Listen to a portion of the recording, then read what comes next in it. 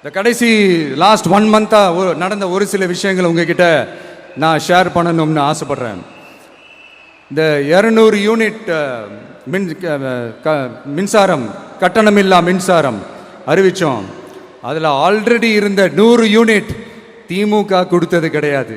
Madam Jayalalithaa madam இருந்தப்போ செஞ்சுட்டு போனது.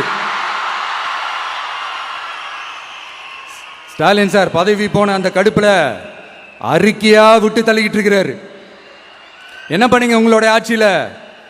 மக்கள் பணத்தை, டாஸ்மாக்ல இருந்து அடிச்ச அந்த பணத்தை, ஊழல் செஞ்ச அந்த ஃபைல க்ளோஸ் பண்றதுக்கு அலையா அலைஞ்சிங்க. ஆனா இந்த விஜய் மக்களுக்கு தொந்தரவா இருக்கிற அதே டாஸ்மாக க்ளோஸ் பண்ணா. விவசாயிகளோட அந்த கடனை தள்ளுபடி மேக்சிமம் இந்த 1 மந்த்ல என்ன செய்ய முடியுமோ அதை செஞ்சான். நீங்க தான் அந்த நிதி சம்பந்தமா இருக்கிற எல்லா கேட்டையும் லாக் பண்ணி வச்சுட்டு போயிருக்கிறீங்க. அதை சரி செய்ய வேணாமா? அதை ஒழுங்குபடுத்த வேணாமா? அதனால மறுபடியும் சொல்றேன், இந்த விஜய் பொய் சொல்லி ஏமாத்துறதுக்காகலாம் அரசியலுக்கு வரல.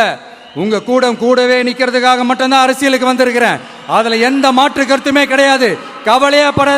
கவலையப்படாதீங்க விவசாய பெருமக்களே. அடுத்து இந்த சட்டம் ஒழுங்கு, அது சரியில்லை இது சரியில்லைன்னு சொல்லி திமுகவும் மற்றும் பலரும் மாறி மாறி கூவுறீங்க.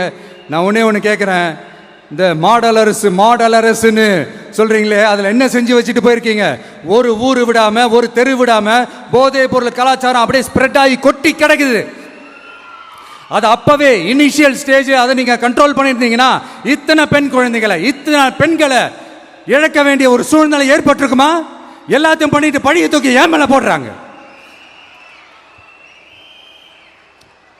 நீங்க என்ன பழி நம்ம மேல போட்டாலும் மக்கள் நிம்மதியா வாழக்கூடிய அந்த செயலை கண்டிப்பா இந்த விஜய் செஞ்சுதான் காட்டுவான்.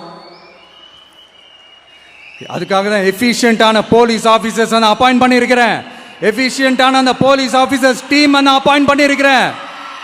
பெண்கள் பாதுகாப்பான அந்த சிங்க பெண் காவல் படை நெக்ஸ்ட் வீக் அதை இனாகரேட் பண்ண போறோம்.